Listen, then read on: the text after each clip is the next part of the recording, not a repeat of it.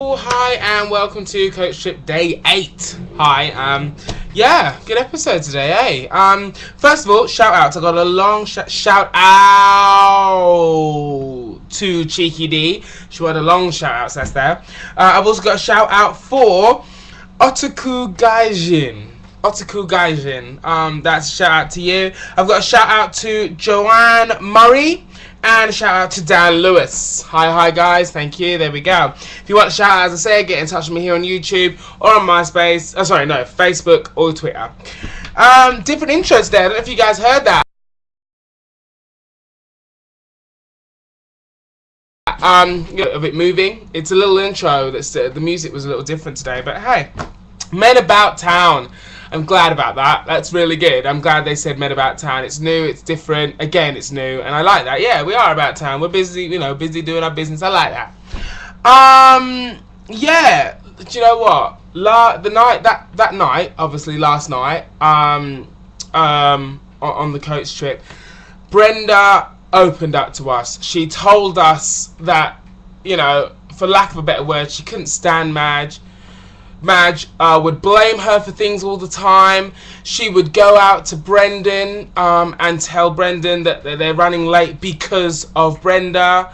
When Brenda was on time, and Brenda got upset because she realised she was on holiday on a show with someone that she really didn't like and that tortured her daily, which is I think rude. So we'll get to that in a minute. The next morning, Atkins breakfast. Now, the sausages are about that big, okay? I no longer eat sausages because I know they have loads of wheat in them, but I didn't know that at the time, so they're about that big. And I saw them and I chowed down because, yet again, I don't know when these people are going to feed us again. So I literally just said, right, fine.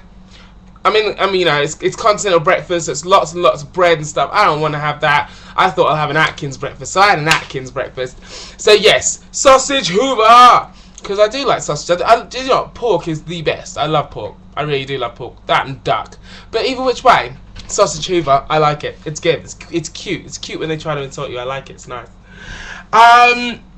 Yes. Then the legends that are Anita and Lloyd came on the coach.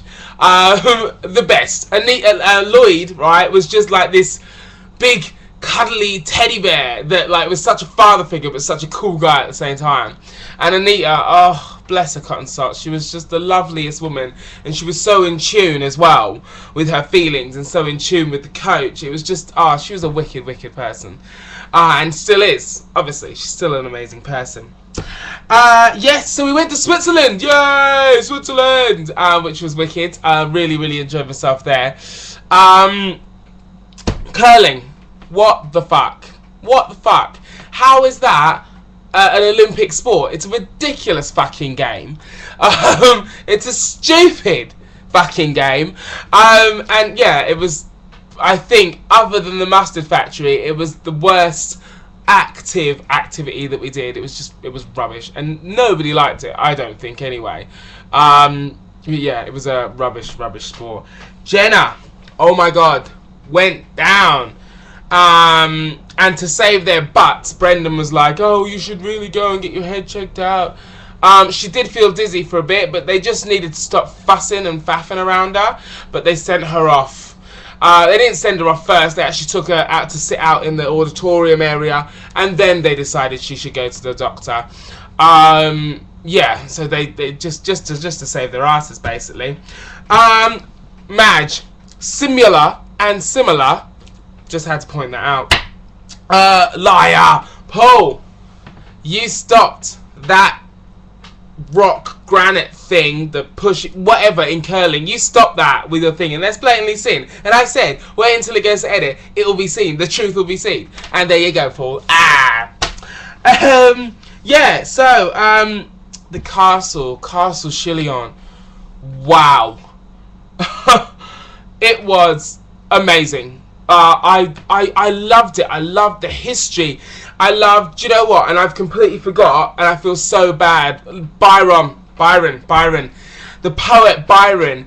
A lot of people out there know it. The poet Byron, he came here to speak to a French, like the he was like the French or Swiss, or one of the two Che Guevara of his time.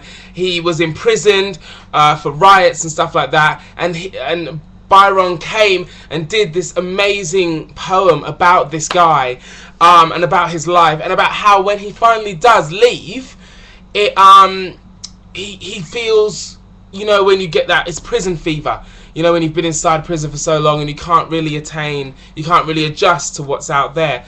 They did that, and it was such an amazing tour. And they showed us where the guys get hung, you know, where the prisoners get hung, and the last view they see, you know, is the ocean. They see the lake. Sorry, that's the last thing they see through the gratings. And I had the best time. The history was so rich and so amazing, and I really, really enjoyed myself in that. It was fantastic.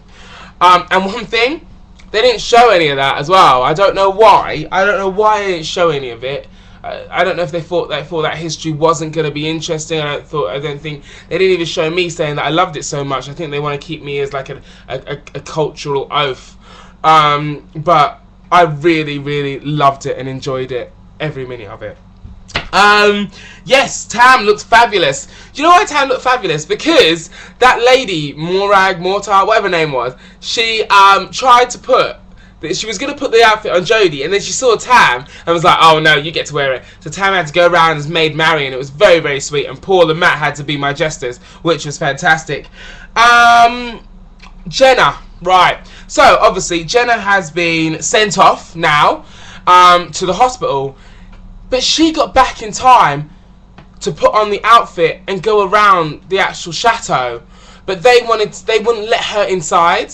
So they left her outside waiting for dramatic effect, which I think stinks, because she was really looking forward to going into the chateau, into the castle. So she had to stay outside of the castle for 2 hours while we all went around, and we had no idea. We had no idea until she came in and told us, oh, I've been here for 2 hours, and they won't let us in. It's ridiculous. Yeah, so, again, like I said, the rich history was missed. I don't know why it was missed, but it just was. It's stupid. Saying goodbye to Brenda and Madge was upsetting. But we did it to save Brenda, because, as I said, Brenda had said earlier that Madge was an awful person. She wasn't nice to her. She realised that she was on a holiday with someone she didn't like. So me and Tam were like, do you know what? Let's do it to save Brenda. Sheila and Stella have only just got here. You know, we're liking, you know, everybody else, Jenna and Jodie and that lot. Let's save Brenda. I don't know if we did that to make ourselves feel better for the guilt, or if we did genuinely feel, because today, if you saw, Madge said something sly to Brenda again today. So I think, personally, you know, it was the best thing to save the arguments between Anne and Jenny.